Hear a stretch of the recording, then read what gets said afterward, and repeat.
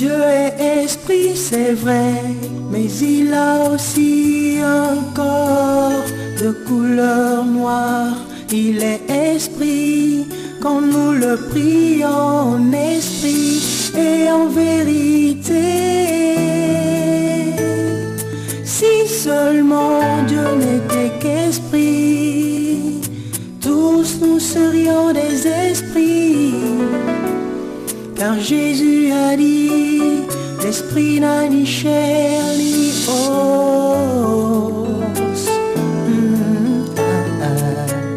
Dieu est noir, oui, il est noir. Oh yeah.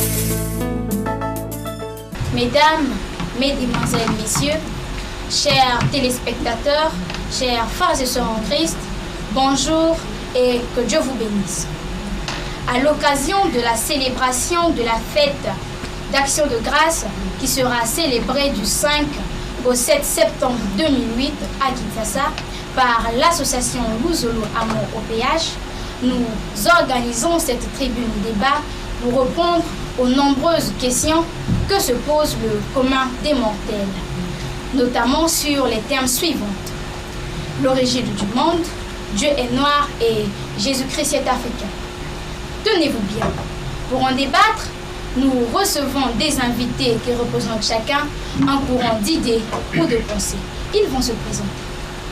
Je suis Monsieur Mavungu Roger, étudiant en SVT, qui est la science de la vie et de la terre. Je suis Monsieur Chitemo Lulik, étudiant en archéologie.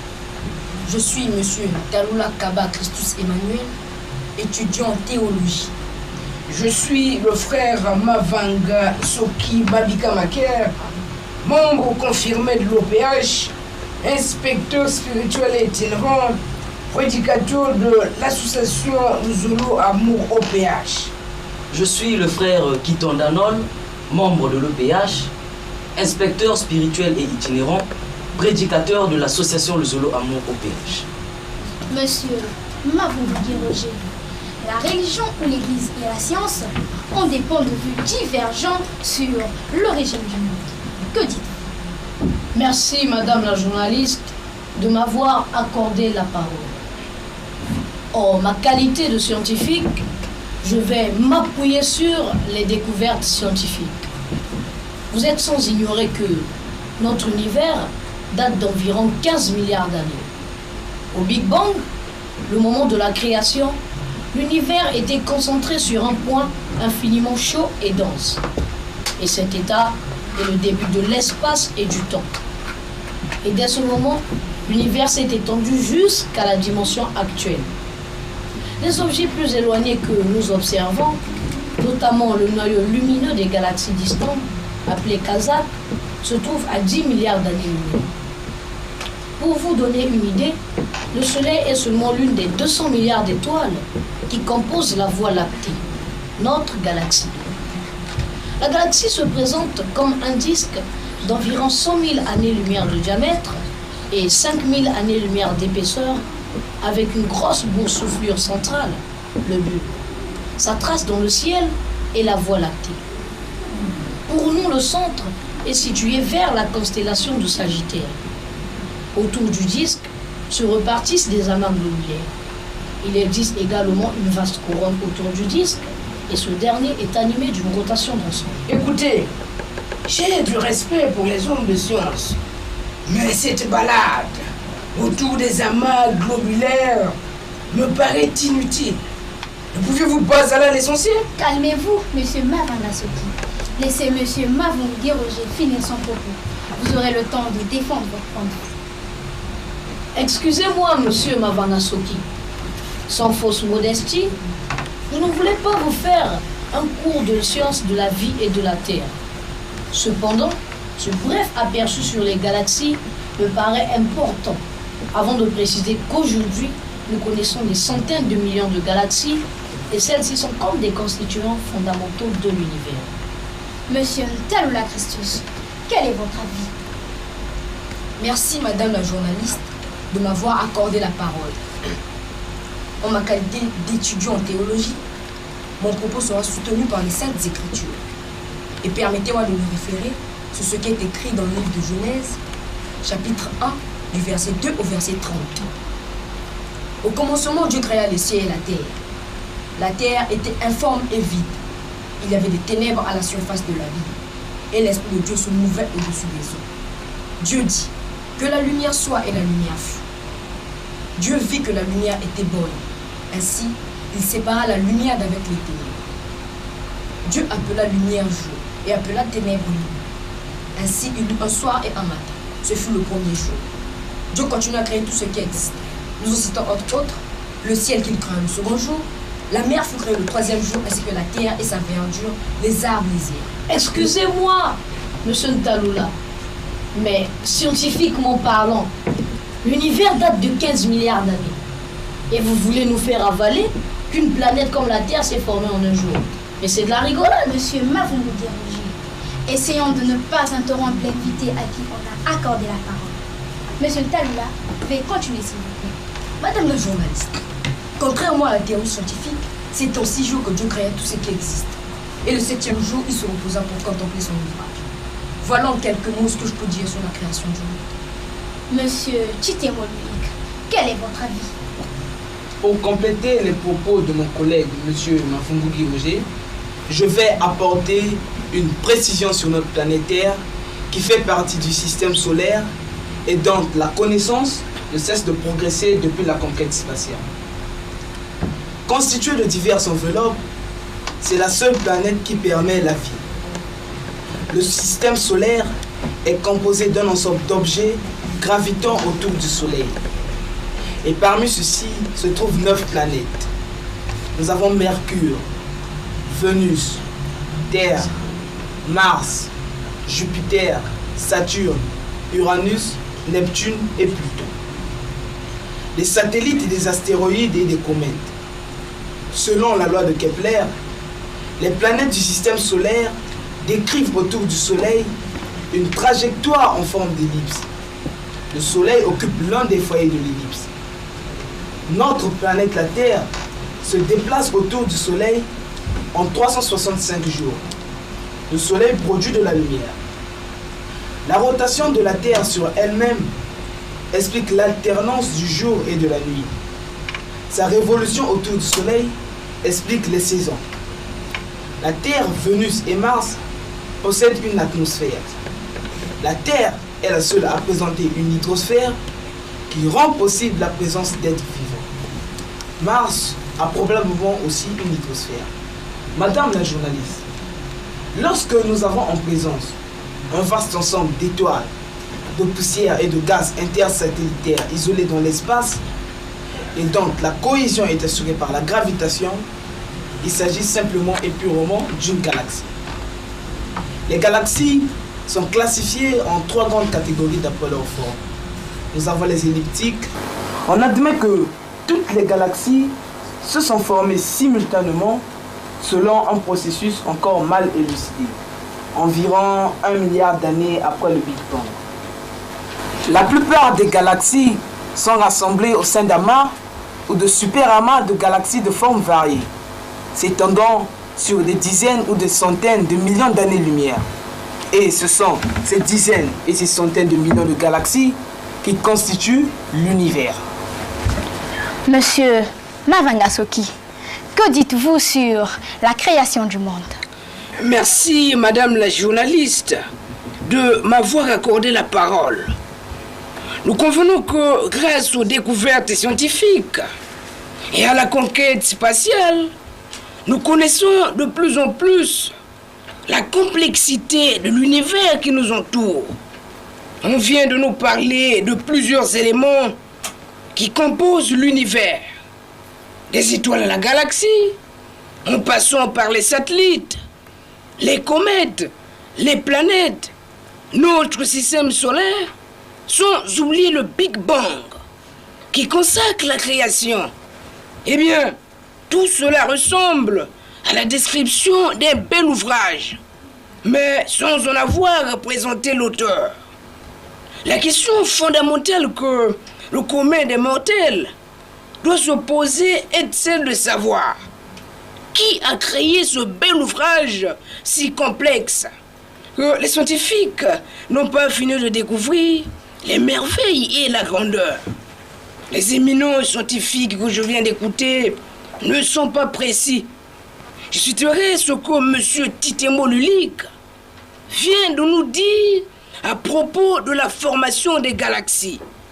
Je cite, « On admet que toutes les galaxies se sont formées simultanément selon un processus encore mal élucidé. Environ 1 milliard d'années après le Big Bang, fin de station. » Excusez-moi, monsieur Mavangasoki. Croyez-moi, les travaux des recherches scientifiques ne sont rendus publics qu'après contrôle. Et cela peut prendre plusieurs années. Vérification très minutieuse. Et n'oubliez pas que nos recherches continuent sur l'origine du monde. Monsieur Titembo Lulik, laissez monsieur Mavangasoki finir son propos. Excusez-moi, monsieur Titembo Lulik. Ne vous culpabilisez pas. Vous faites là un grand travail. Mais en toute chose, il y a des limites. Et c'est à juste titre que nous disons que l'homme de la Terre, scientifique, chercheur, astronaute soit-il, avec son intelligence limitée, ne peut sonder le mystère caché de la création de l'univers. Revenons sur le créateur de toutes choses, visibles et invisibles, de l'univers qui nous entoure. Le créateur, disais-je, est l'éternel Dieu d'Abraham, Dieu d'Isaac, Dieu le Dieu de Jacob, le Dieu de Guy-Émile, le Fouas Setigwabo, l'homme de Kibossi. Dieu créa l'univers dans toute sa complexité, comme il est écrit dans le livre de Genèse.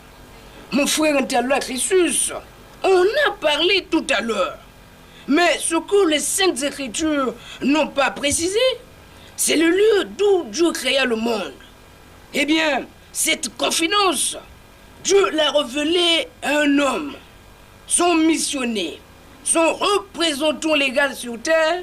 J'ai cité Guy-Émile Lufua Setigwabo, l'homme de Kibossi.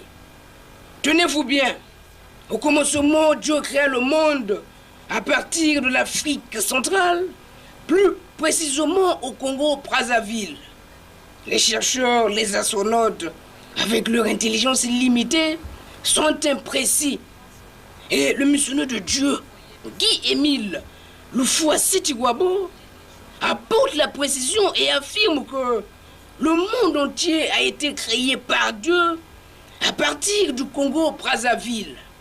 Et depuis le 20 mai 1992, Dieu est revenu s'implanter définitivement dans le pays de la création au Congo-Brazzaville, plus précisément à Kibosiga, et plus exactement au Moukarikari, où il est descendu sous la forme d'une grande et terrible lumière.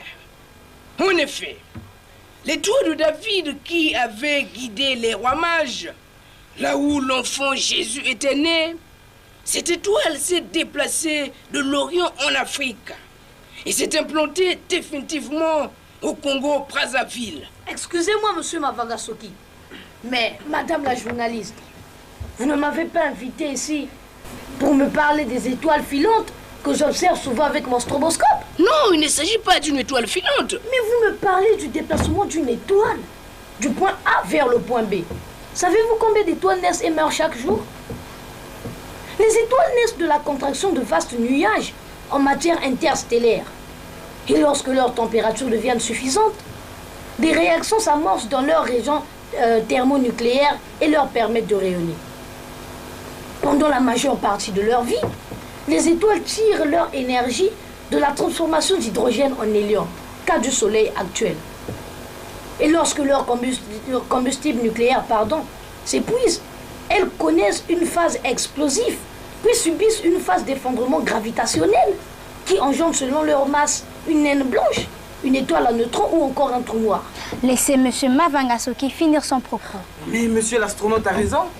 Vous vous rendez compte? Et vous croyez que des scientifiques comme nous allons cautionner n'importe quoi? Mais ah oui, c'est quand même mon domaine. Toute ma vie, j'observe le comportement des étoiles et des astres. Mais enfin, madame la journaliste, il y a des choses que je ne peux pas laisser passer et que diront mes confrères qui me suivent en ce net moment. Mais est-ce qu'on peut au moins laisser M. Mavangasoki finir, s'il vous plaît? Mais calmez-vous, monsieur les scientifiques. Essayez d'écouter afin de tirer des conclusions hâtives. C'est un choc d'idées et de points de vue.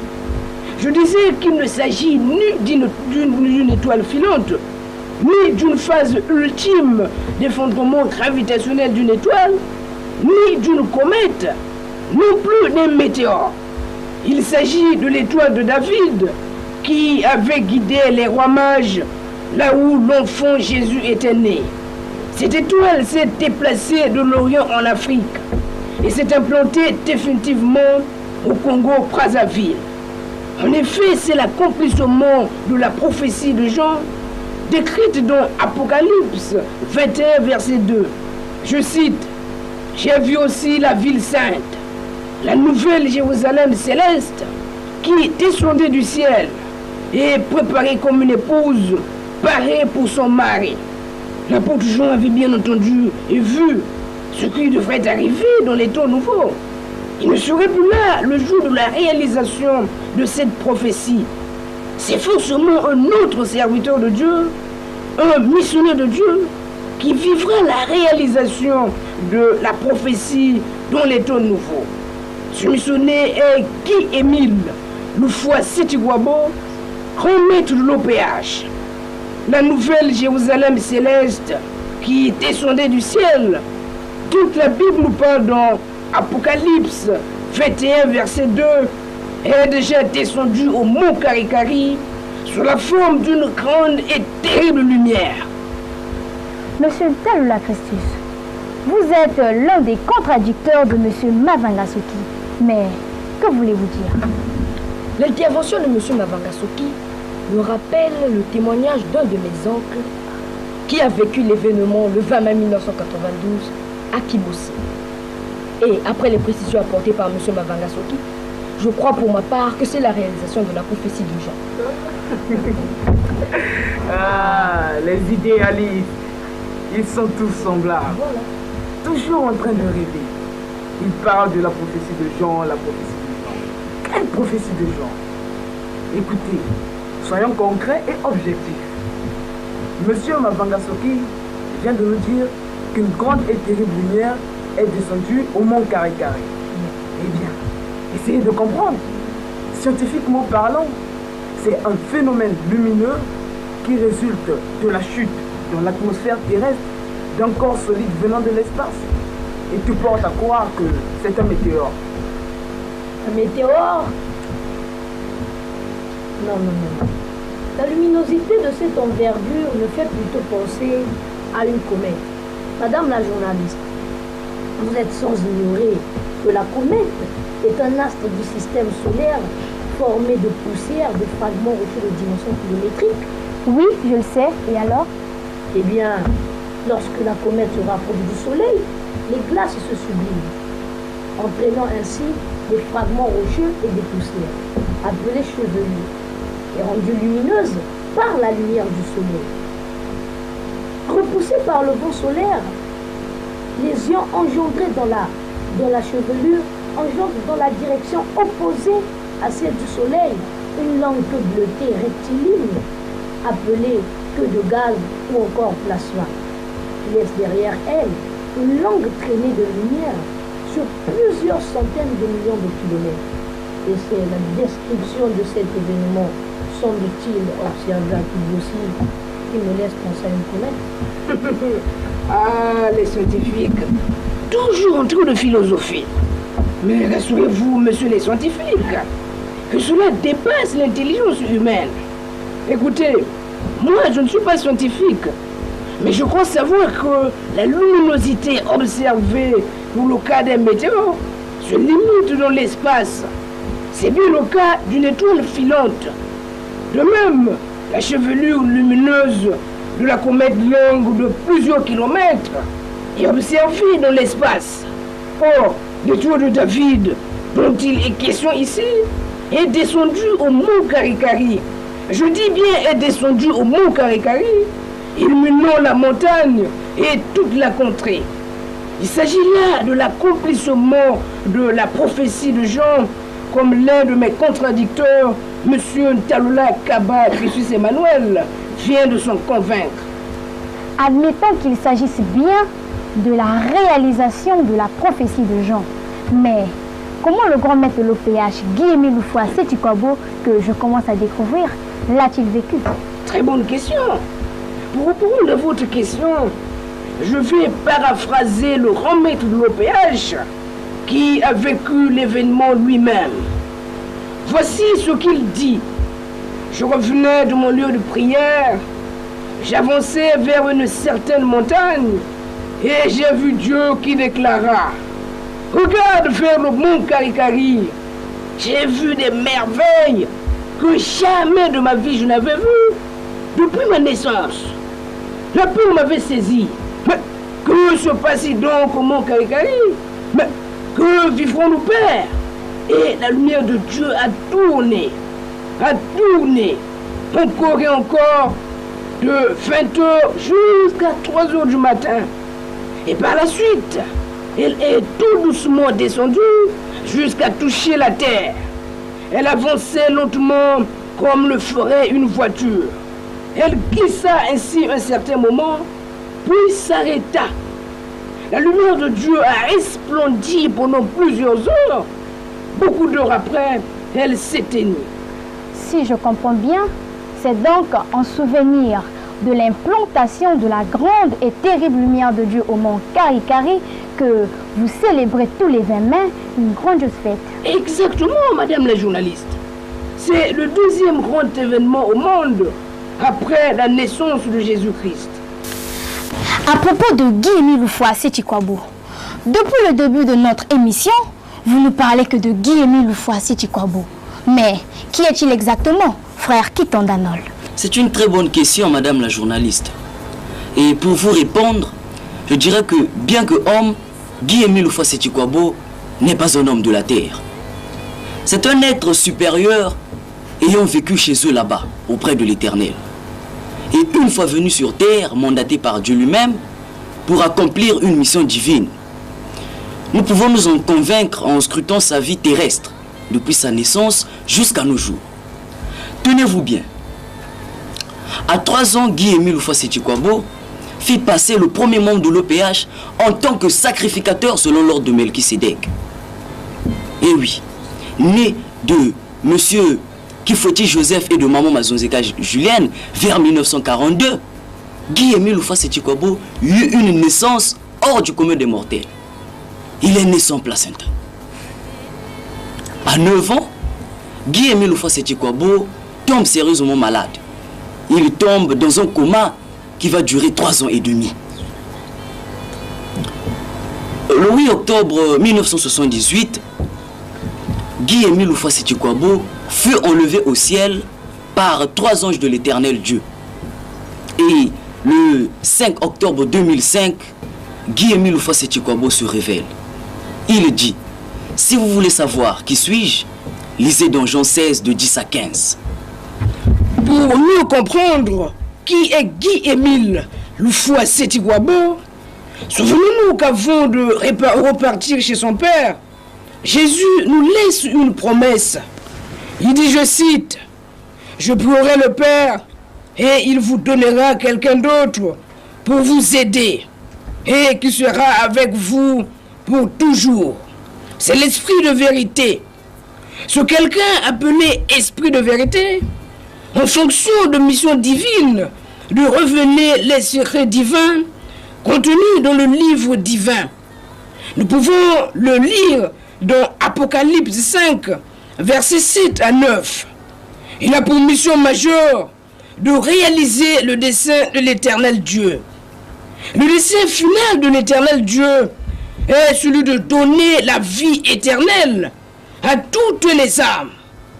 Cet homme revêtu de l'esprit de vérité devrait avoir comme première mission de vaincre le dernier ennemi qui est la mort. Car quand la mort disparaît, c'est la vie éternelle qui s'installe. Il a fallu qu'un immortel revêtu de l'esprit de vérité puisse venir au monde afin de combattre le dernier ennemi qui est la mort. C'est alors que Jésus décida d'envoyer un homme dont le nom abrège toute sa mission, Loufoua Sétikwabo, nom signifiant dans l'un des dialectes du Congo-Brazzaville. La mort, arrête-toi là. Et le Dieu de consolation, agissant en lui, apporte lui-même la consolation. Le Seigneur Dieu dit, c'est moi qui vous console. Ésaïe 51, verset 12. Et Guy-Émile Loufoua Sitikwabo, après décision divine, est envoyé sur terre par décret divin pour accomplir une mission divine. Et cette mission, c'est d'arrêter la mort et de conduire les âmes de toute l'humanité à la vie éternelle. Après cette parenthèse, revenons sur le thème du jour. Dieu est noir et Jésus-Christ est africain. Monsieur Mavungugi Roger, quel est votre point de vue sur cette question qui divise le monde scientifique et spirituel? Merci, madame la journaliste, de m'avoir accordé la parole. Pour parler du volume, de la couleur ou de la forme d'une entité quelconque, elle doit être palpable. Par exemple, lorsque je dis « l'eau prend la forme du récipient qui la contient », j'ai en présence de moi cette eau. Or, Dieu que je considère comme une énergie invisible ne peut avoir ni forme, ni couleur, ni volume. Quant à Jésus-Christ, l'histoire dit qu'il est né de Joseph et Marie, qui semble-t-il sont hébreux. Monsieur Talula Christus, que dites-vous? Merci, madame la journaliste, de m'avoir accordé la parole. Dieu, le créateur du ciel et de la terre, est esprit. Et un esprit n'a pas de couleur. Dans Genèse 1, verset 2, il est écrit: au commencement, Dieu créa le ciel et la terre.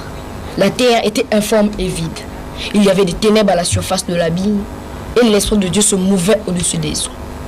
Quant à Jésus, lorsqu'on parcourt sa généalogie, telle qu'elle est décrite dans Matthieu 1, de 1 à 25, depuis le patriarche Abraham jusqu'à la déportation du peuple d'Israël à Babylone et de la déportation à la naissance de Jésus, rien ne nous prouve l'africanité de Jésus. Monsieur Mavangasoki, quel est votre avis? En 2004, lorsque Guy-Émile Loufoua Sitikwabo remet l'OPH, révélait que Dieu est noir et Jésus-Christ est africain, le monde fut scandalisé. Aujourd'hui, les langues se délient et plusieurs personnes approuvent cela. Mes frères Ketandanol, que dites-vous? Je dirais, madame la journaliste, qu'il est vrai que Dieu est esprit, comme le déclarent les Saintes Écritures dans Jean 4, verset 24. Mais Dieu a bel et bien un corps. Dieu a un corps. Pouvez-vous nous le démontrer? Bien sûr, madame la journaliste. Dieu a des mains et des oreilles. Comment? Des mains et des oreilles? Oui, madame la journaliste. Ce n'est pas moi qui le dis. C'est écrit dans les Saintes Écritures, notamment dans Ésaïe 59 au verset 1. Il est écrit, je cite: la main de Dieu n'est pas trop courte pour sauver, et ses oreilles ne sont pas trop dures pour entendre. Fin de citation. J'aimerais aussi que vous puissiez savoir que Dieu a une bouche. Comment? Une bouche? Oui. Non, vous rigolez ou quoi? Non, madame la journaliste. Dieu a une bouche. C'est pourquoi il appela Moïse du milieu du buisson ardent. Moïse, Moïse. Et Moïse répondit: me voici. Nous pouvons le lire dans Exode 3 au verset 4. Dieu a des yeux et des oreilles. Non, vous aussi quand même. Les yeux et les oreilles? Oui, madame la journaliste. Ça ne doit pas vous étonner, puisque c'est écrit dans le psaume 94 au verset 9. Le Seigneur qui a planté les oreilles, n'entend-il pas? Si. Lui qui a fait les yeux, est-ce qu'il ne voit pas? Si. Et Dieu a des pieds.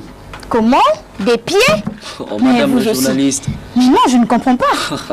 Mais à chaque fois que je vous cite des passages bibliques, vous vous étonnez. Quoi? Vous n'avez pas une Bible chez vous, quoi? Si, j'en ai. Mais alors, lisez dans Zacharie 14 au verset 4. Il est écrit, je cite: ses pieds se poseront en ce jour sur la montagne des Oliviers. Fin de citation. Vous conviendrez avec moi, madame la journaliste, qu'à travers ces passages bibliques, nous voyons bien que Dieu a un corps qui lui permet d'apparaître à ses missionnaires. Dieu a un corps qui lui permet d'apparaître à ses missionnaires. Mais à qui est-il apparu? Très bonne question.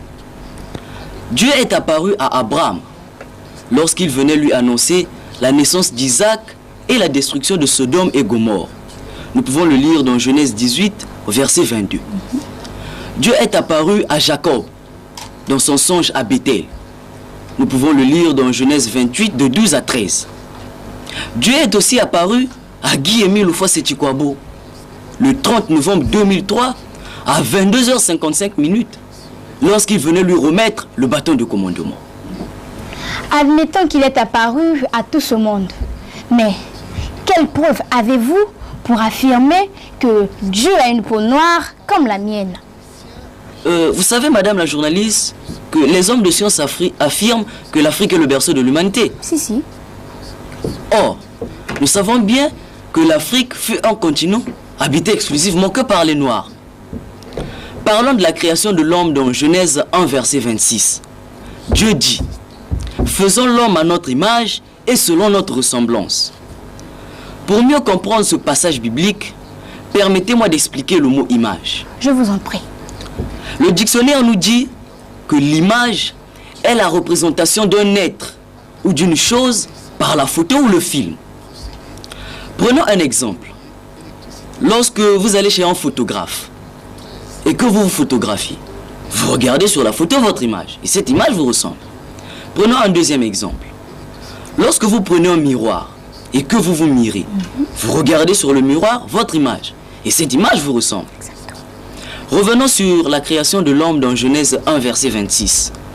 Dieu dit, « Faisons l'homme à notre image et selon notre ressemblance. » Or, cet homme Adam que Dieu a créé à son image a pour berceau l'Afrique noire, ce qui veut dire qu'il est donc noir.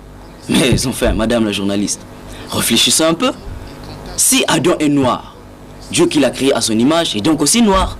Écoutez, ce n'est pas en faisant cette déduction que vous allez nous convaincre, ainsi que les nombreux téléspectateurs qui nous suivent. Il nous faut des passages bibliques pour nous convaincre. Vous voulez donc des passages bibliques? Exactement. Donc je vous conseillerais d'aller lire dans Ézéchiel 40 au verset 3. Il est écrit, je cite, « Il y avait un homme dont l'aspect était comme l'aspect du bronze. » Dans Daniel 10 au verset 6, il est écrit, je cite, « Je levai les yeux, je regardais, et voici il y avait un homme dont les jambes et les bras ressemblaient à du bronze poli. » Il y a aussi un troisième passage biblique, madame la journaliste, si vous en voulez bien. Je vous en prie.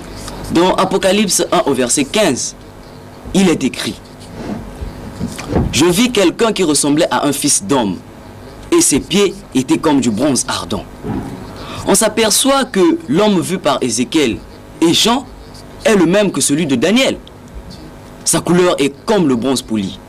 Or, le bronze attire vers le noir et non vers le blanc. Permettez-moi une question, madame la journaliste. Une question?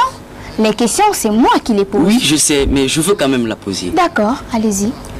Après ces quelques passages bibliques que nous venons de citer, que pourrait-on conclure? Vos réponses sont très convaincantes. Il n'y a aucun doute et c'est clair que Dieu est noir. Mais, Francky Tonanol, avant de terminer, pouvez-vous nous dire quelque chose sur l'africanité de Jésus? À notre avis, Jésus-Christ est africain. C'est la vérité la plus facile à comprendre. Puisque Marie, la mère de Jésus, fut égyptienne et donc africaine. Aussi, le miracle des 3 bergers de Fatima en 1917 apporte un témoignage éloquent sur l'africanité de Marie, la mère de Jésus. Si donc, la mère biologique de Jésus est égyptienne et donc africaine, son fils Jésus est forcément qui? Africain. En matière de télévision, l'heure c'est l'heure. Il ne nous reste plus que quelques minutes. Monsieur Mavungu Roger, votre dernier mot. Je suis très content d'avoir pris part à cette tribune débat. Espace de communication favorable pour le choc d'idées. Ce genre d'émission devrait se poursuivre. Et je saisis l'occasion pour très sincèrement remercier la journaliste que vous êtes. Merci. Monsieur Titemo Lulik, votre dernier mot. Je vous remercie de m'avoir invité à cette tribune débat qui m'a permis d'apprendre. À l'issue de cette tribune contradictoire, malgré que je sois scientifique, je crois au message véhiculé par le grand maître de l'OPH. Monsieur Ntalula Christus, votre dernier mot. Dieu n'est pas muet et il continue de parler de nos jours. Mais la Bible ne peut contenir la révélation de ces temps-ci. Durant cette tribune, j'ai complété mes connaissances dans ce domaine et j'ai beaucoup appris. Frère Kitandanol, votre dernier mot. Je vais aussi remercier la journaliste que vous êtes de m'avoir associé à ce débat et qui m'a permis aussi d'apprendre, bien sûr. Et je crois que nos chers étudiants ont quand même compris le message véhiculé par le grand maître de l'OPH. Merci. Monsieur Mavangasoki, que dites-vous en guise de conclusion?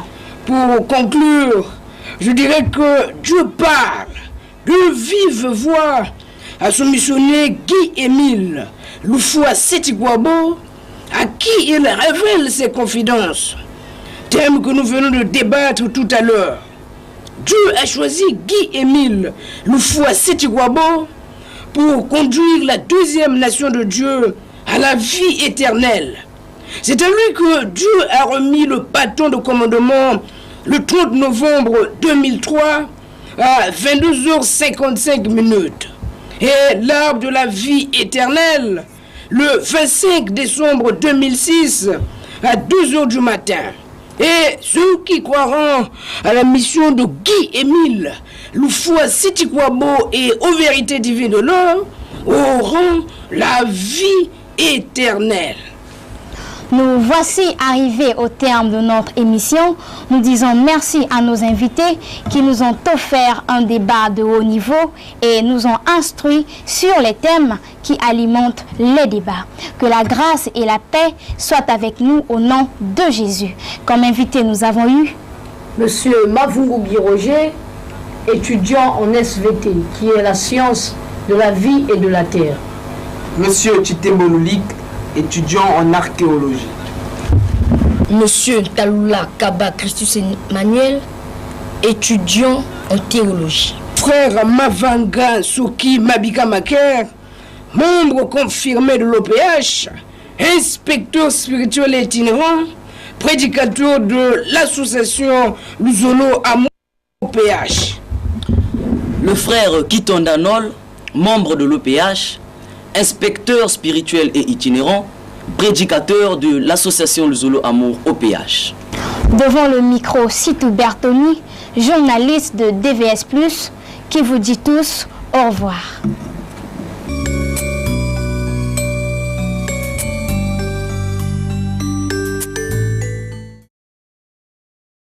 Son fils Jésus est forcément qui?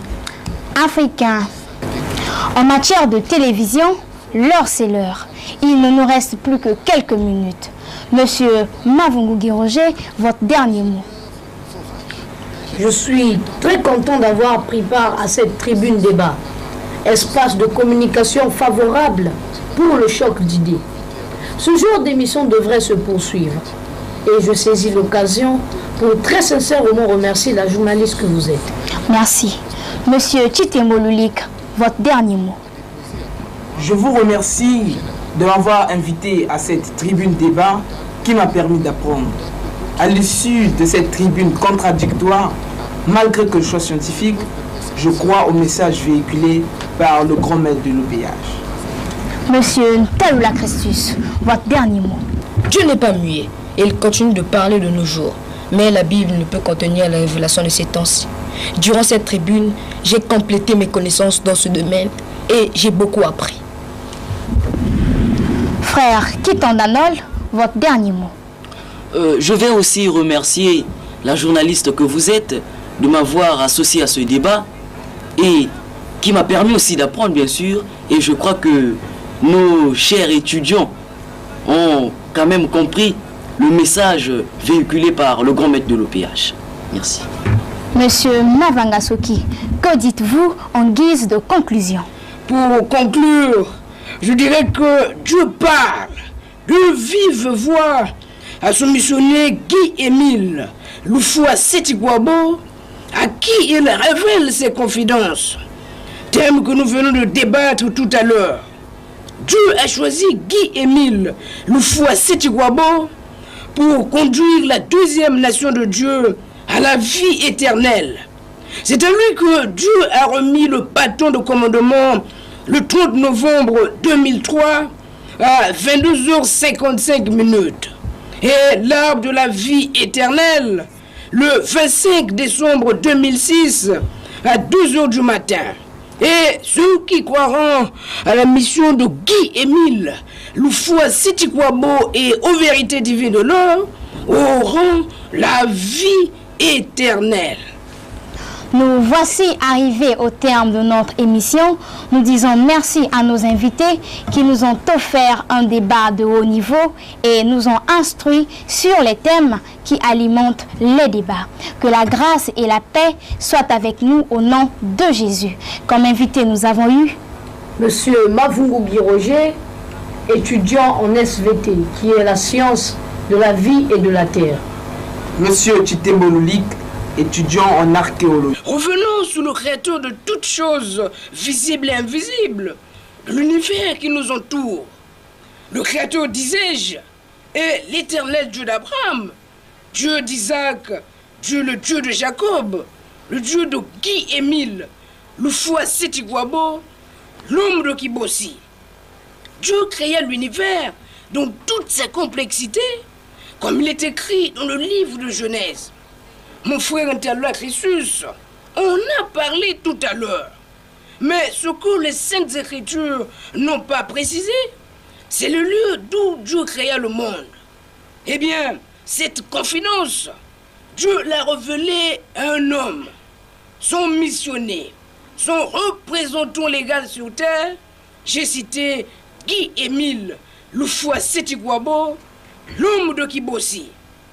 Tenez-vous bien. Au commencement, Dieu créa le monde à partir de l'Afrique centrale, plus précisément au Congo-Brazzaville. Les chercheurs, les astronautes, avec leur intelligence limitée, sont imprécis.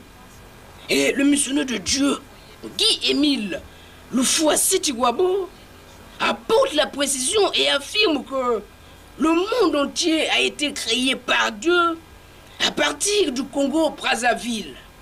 Et depuis le 20 mai 1992, Dieu est revenu s'implanter définitivement dans le pays de la création au Congo-Brazzaville, plus précisément à Kibosiga, et plus exactement au Mont Karikari, où il est descendu sous la forme d'une grande et terrible lumière. En effet, l'étoile de David qui avait guidé les rois mages, là où l'enfant Jésus était né, cette étoile s'est déplacée de l'Orient en Afrique et s'est implantée définitivement au Congo-Brazzaville. Excusez-moi, monsieur Mavagasoki, mais madame la journaliste, vous ne m'avez pas invité ici pour me parler des étoiles filantes que j'observe souvent avec mon stroboscope. Non, il ne s'agit pas d'une étoile filante. Mais vous me parlez du déplacement d'une étoile, du point A vers le point B. Savez-vous combien d'étoiles naissent et meurent chaque jour? Les étoiles naissent de la contraction de vastes nuages en matière interstellaire. Et lorsque leur température devient suffisante, des réactions s'amorcent dans leur région thermonucléaire et leur permettent de rayonner.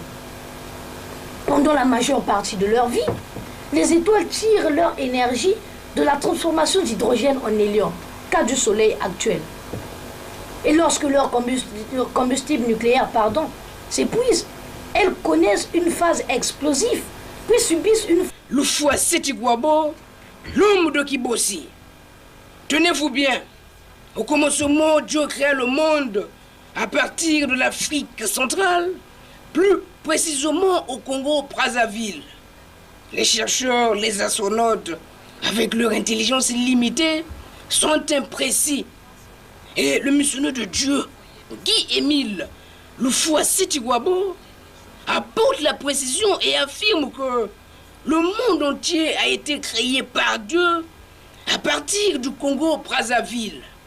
Et depuis le 20 mai 1992, Dieu est revenu s'implanter définitivement dans le pays de la création au Congo-Brazzaville, plus précisément à Kibosiga, et plus exactement au Mont Karikari, où il est descendu sous la forme d'une grande et terrible lumière.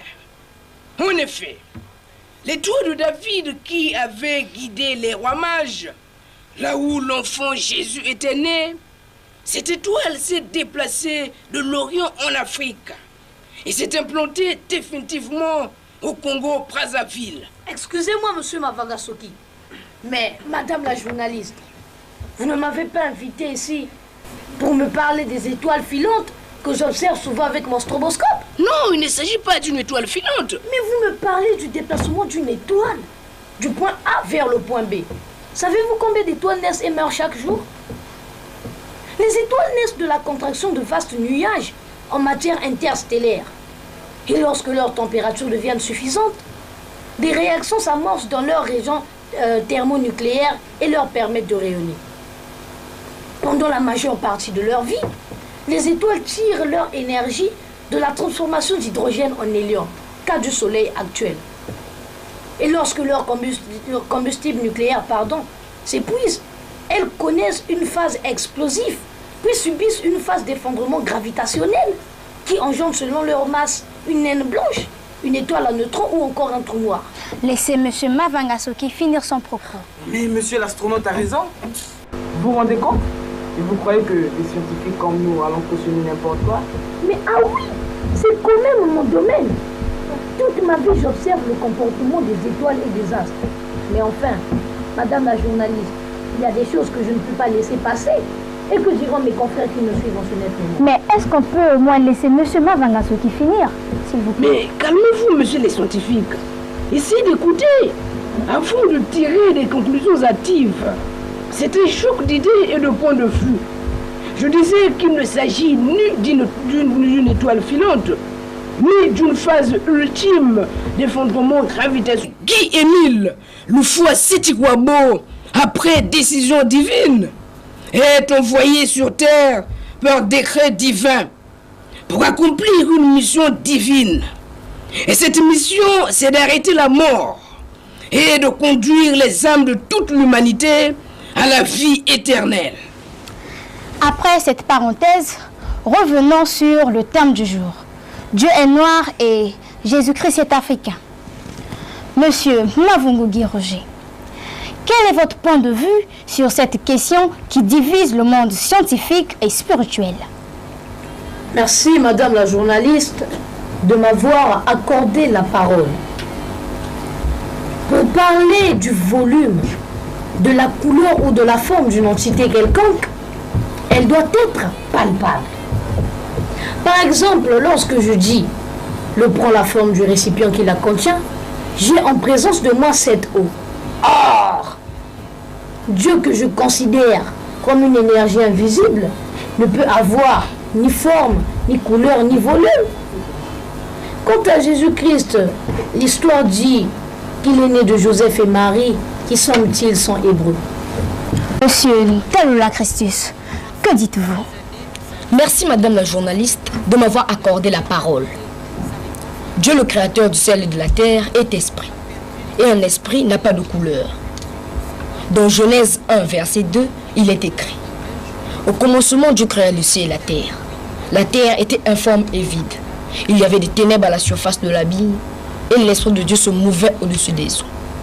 Quant à Jésus, lorsqu'on parcourt sa généalogie, telle qu'elle est décrite dans Matthieu 1, de 1 à 25, depuis le patriarche Abraham jusqu'à la déportation du peuple d'Israël à Babylone et de la déportation à la naissance de Jésus, rien ne nous prouve l'africanité de Jésus.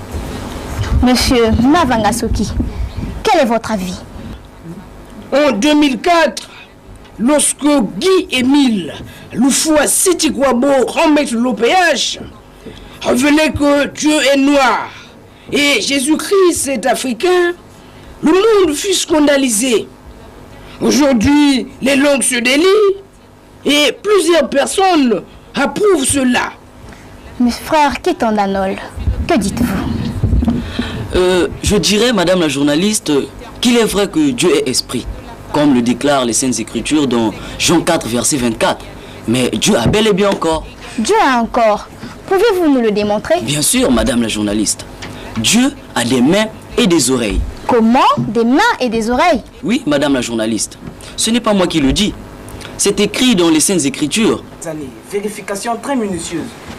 Et n'oubliez pas que nos recherches continuent sur l'origine du monde. Monsieur Titembo Lulik, laissez monsieur Mavangasoki finir son propos. Excusez-moi, monsieur Titembo Lulik. Ne vous culpabilisez pas. Vous faites là un grand travail. Mais en toute chose, il y a des limites. Et c'est à juste titre que nous disons que l'homme de la terre, scientifique, chercheur, astronaute soit-il, avec son intelligence limitée, ne peut sonder le mystère caché de la création de l'univers.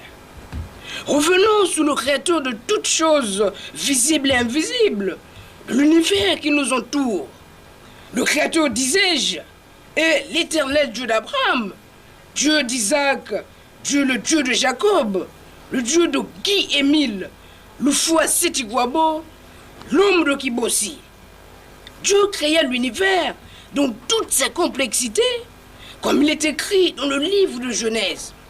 Mon frère interlocuteur Christus, on a parlé tout à l'heure. Mais ce que les Saintes Écritures n'ont pas précisé, c'est le lieu d'où Dieu créa le monde.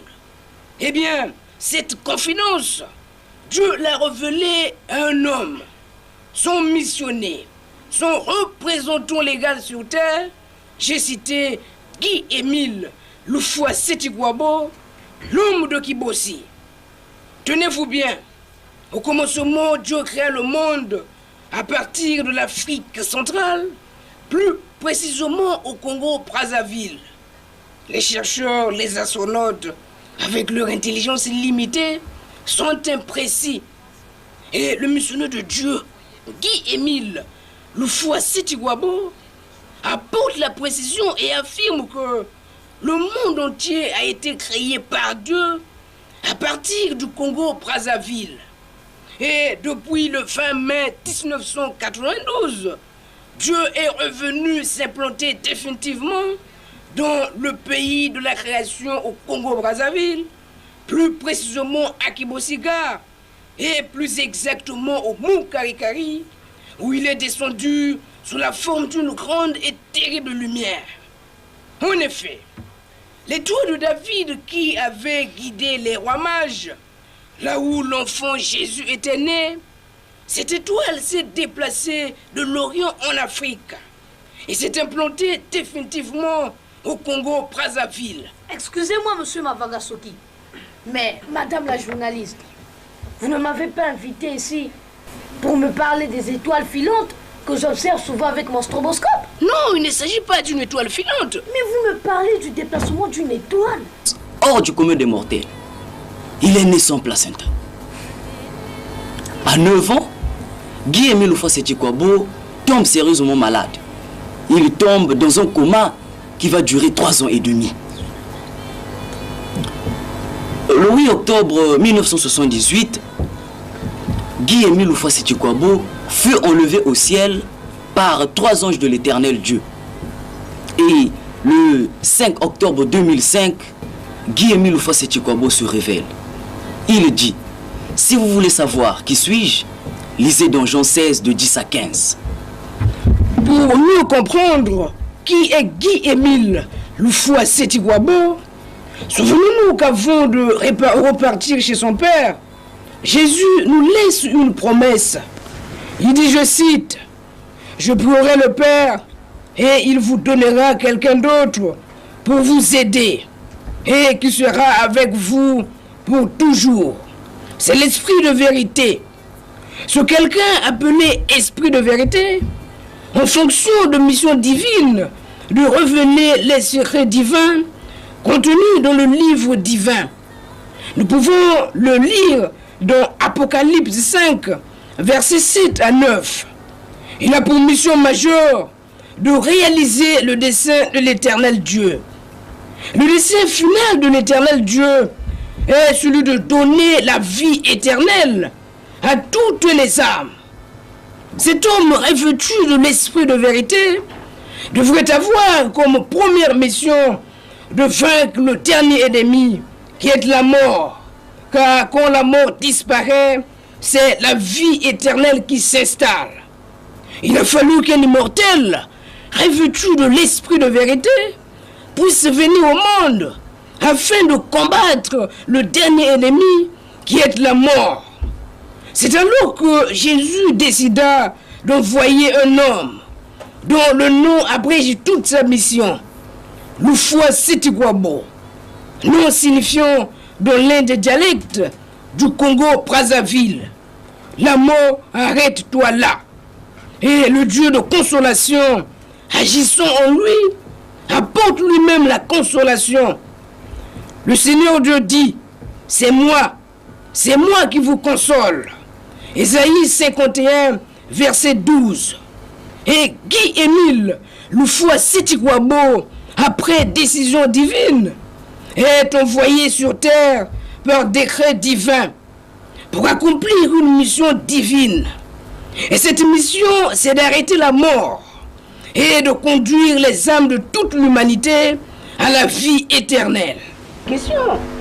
Pour répondre à votre question, je vais paraphraser le grand maître de l'OPH qui a vécu l'événement lui-même. Voici ce qu'il dit.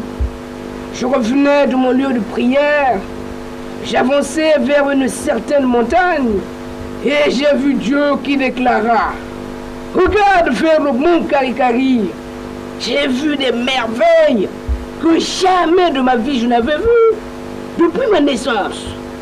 La peur m'avait saisi. Mais que se passe-t-il donc au mont Karikari? Mais que vivrons nos pères? Et la lumière de Dieu a tourné, encore et encore, de 20h jusqu'à 3h du matin. Et par la suite, elle est tout doucement descendue jusqu'à toucher la terre. Elle avançait lentement comme le ferait une voiture. Elle glissa ainsi un certain moment, puis s'arrêta. La lumière de Dieu a resplendi pendant plusieurs heures. Beaucoup d'heures après, elle s'éteignit. Si je comprends bien, c'est donc en souvenir de l'implantation de la grande et terrible lumière de Dieu au mont Karikari que vous célébrez tous les 20 mai une grandeuse fête. Exactement, madame la journaliste. C'est le deuxième grand événement au monde après la naissance de Jésus-Christ. À propos de Guy-Émile Lufwa Setikwabo, depuis le début de notre émission, vous ne parlez que de Guy-Émile Lufwa Setikwabo. Mais qui est-il exactement, frère Kitondanol? C'est une très bonne question, madame la journaliste. Et pour vous répondre, je dirais que bien que homme, Guy-Émile Lufwa Setikwabo n'est pas un homme de la terre. C'est un être supérieur ayant vécu chez eux là-bas, auprès de l'Éternel. Et une fois venu sur terre, mandaté par Dieu lui-même, pour accomplir une mission divine. Nous pouvons nous en convaincre en scrutant sa vie terrestre, depuis sa naissance jusqu'à nos jours. Tenez-vous bien. À 3 ans, Guy-Émile Lufwa Setikwabo fit passer le premier membre de l'OPH en tant que sacrificateur selon l'ordre de Melchisédek. Et oui, né de monsieur Kifoti Joseph et de maman Mazonzeka Julienne vers 1942, Guy-Émile Lufwa Setikwabo eut une naissance hors du commun des mortels. Il est né sans placenta. À 9 ans, Guy-Émile Lufwa Setikwabo tombe sérieusement malade. Il tombe dans un coma qui va durer 3 ans et demi. Le 8 octobre 1978, Guy-Émile Lufwa Setikwabo fut enlevé au ciel par 3 anges de l'Éternel Dieu. Du système solaire, et donc la connaissance ne cesse de progresser depuis la conquête spatiale. Constituée de diverses enveloppes, c'est la seule planète qui permet la vie. Le système solaire est composé d'un ensemble d'objets gravitant autour du Soleil. Et parmi ceux-ci se trouvent 9 planètes. Nous avons Mercure, Vénus, Terre, Mars, Jupiter, Saturne, Uranus, Neptune et Pluton. Des satellites, des astéroïdes et des comètes.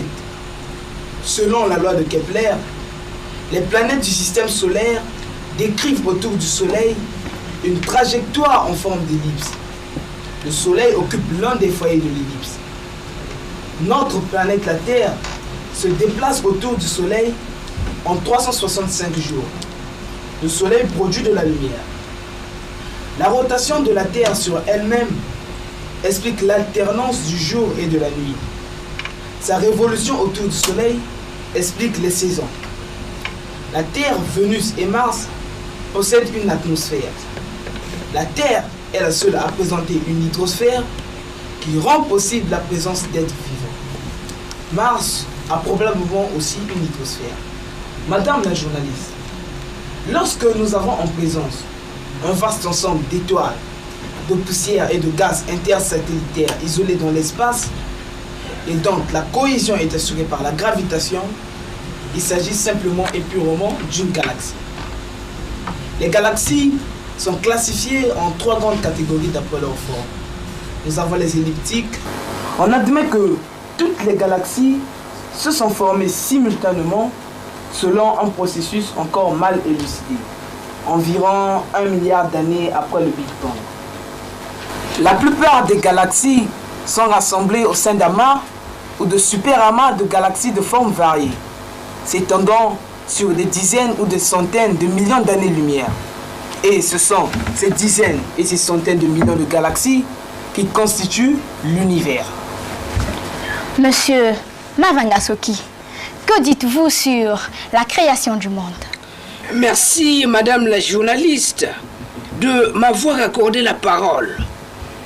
Nous convenons que grâce aux découvertes scientifiques et à la conquête spatiale, nous connaissons de plus en plus la complexité de l'univers qui nous entoure.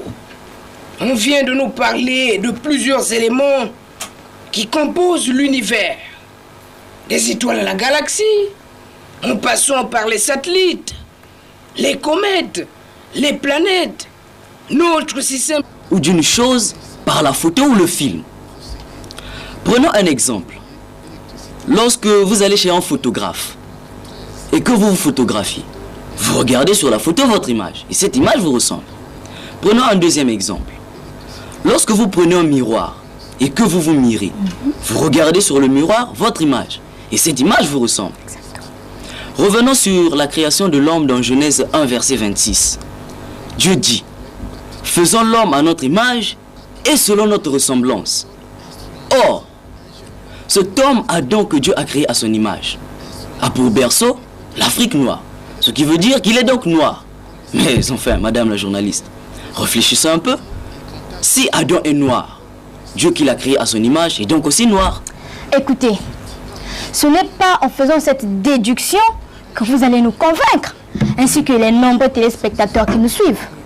Il nous faut des passages bibliques pour nous convaincre. Vous voulez donc des passages bibliques? Exactement.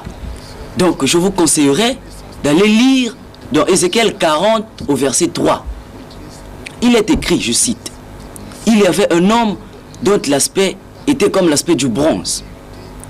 Dans Daniel 10 au verset 6, il est écrit, je cite: je levai les yeux, je regardais, et voici il y avait un homme dont les jambes et les bras ressemblaient à du bronze poli.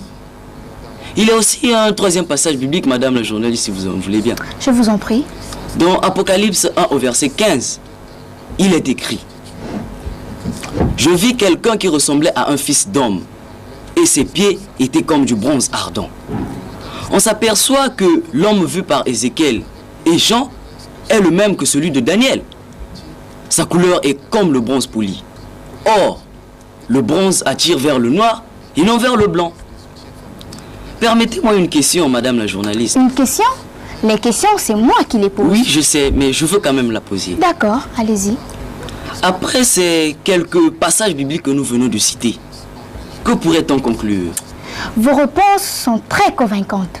Il n'y a aucun doute et c'est clair que Dieu est noir. Mais, Francky Tonanol, avant de terminer, pouvez-vous nous dire quelque chose sur l'africanité de Jésus? À notre avis, Jésus-Christ est africain. C'est la vérité la plus facile à comprendre. puisque Marie, la mère de Jésus, fut égyptienne et donc africaine. Aussi, le miracle des 3 bergers de Fatima en 1917 apporte un témoignage éloquent sur l'africanité de Marie, la mère de Jésus. Si donc, la mère biologique de Jésus est égyptienne et donc africaine, son fils Jésus est